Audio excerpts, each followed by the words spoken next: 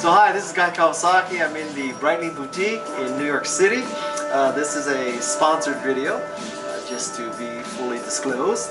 And I'm sitting here with Anthony, who's got his Breitling glove on, because I learned that when you sell a Breitling, you gotta wear gloves. You have to wear gloves. So this is the new B55 Exospace connected Breitling watch. And this is the introduction. So first of all, how do these two things communicate? So for the first time ever, what we chose to do is make a watch with the concept of being a smartwatch. This is activated through Bluetooth.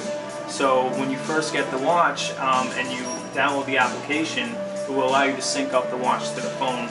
When you do that, it comes up with a special code so no one else can hook up their phone to your watch. You plug in that code into the application and then boom, you're synced up.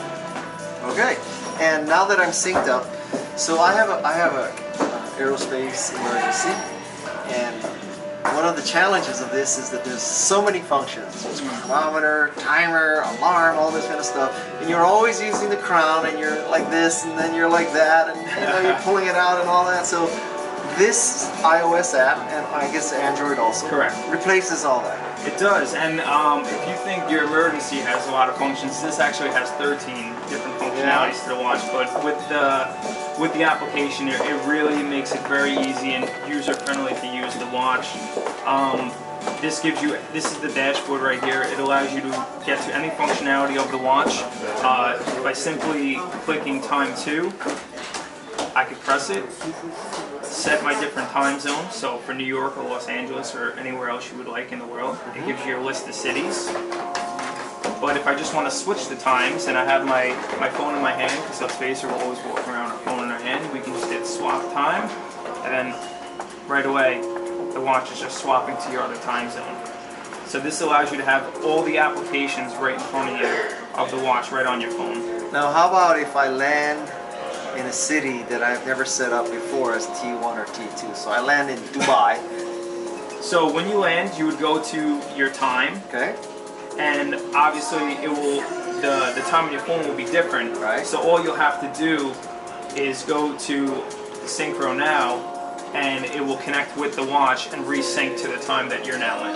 Okay. So it's very simple. And then you can simply just go back to the dashboard. Because I gotta tell you, much as I love this watch, when you're screwing around with 12 time zones, and you're like flipping that thing. It can be a lot. Yeah. And that was the whole purpose of this, to really give you a watch with the capability of doing many things, but have it very user friendly with the application.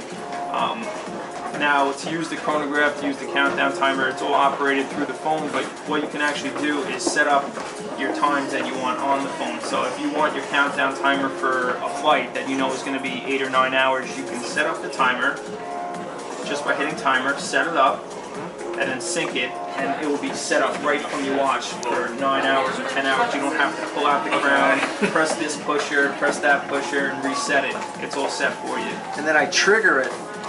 When the plane leaves the ground, exactly, I start the timer there. So with that, you would go to the timer and then you would start it, but you don't have to worry about pulling out the crown and resetting it. Okay. Now how about when I get an email or a text message and my phone is set to silent, so I don't really know somebody called, I don't know, I get a text message. Can I get a little vibration on my wrist? Yeah, absolutely. So you go right down to the bottom and you go to notifications, and it has 4 different notifications you can have. You can have phone call, message, email, or if you have a meeting. And from you, it's your preference if you want the vibrating, if you want the buzzer, or if you want both, or even if you want none. So for me personally, I'm getting emails all day. I will leave that off, but for phone calls, I leave it on vibrate. So once you have that all set up, we just do Synchro Now, and then you're all set. Now, if someone calls who's in my address book, does it identify who the caller is? It will. So if I call you, it will come up as Anthony. Okay. If I'm not in your phone book, it will come up with my phone number. Okay. Okay. What else? If you get a text message, it will allow you to see that it was a message, and you can also scroll through all your notifications and you can clear them out if you want. Okay. So you can leave them in there, or you can choose to clear it out. And the text message says the number that it came from? No, it will just say a message. Text message? Okay. And then this allows you to also have multiple alarms. And you can set it up if you want your alarm to go off at 6:30 a.m. Monday through Friday, but not on the weekend. Okay. You can set it up for that as well, and then sync it right to the watch. Now, as a former user of an Apple Watch, one of the pains of that thing was like every night you had to charge it. Every night. Now, obviously, Absolutely. Apple Watch has a lot more apps, you know, so it's kind of different. Absolutely. But how often? Let's say with the settings that I have now, which is I want buzz when I get text message and buzz when I get a phone call.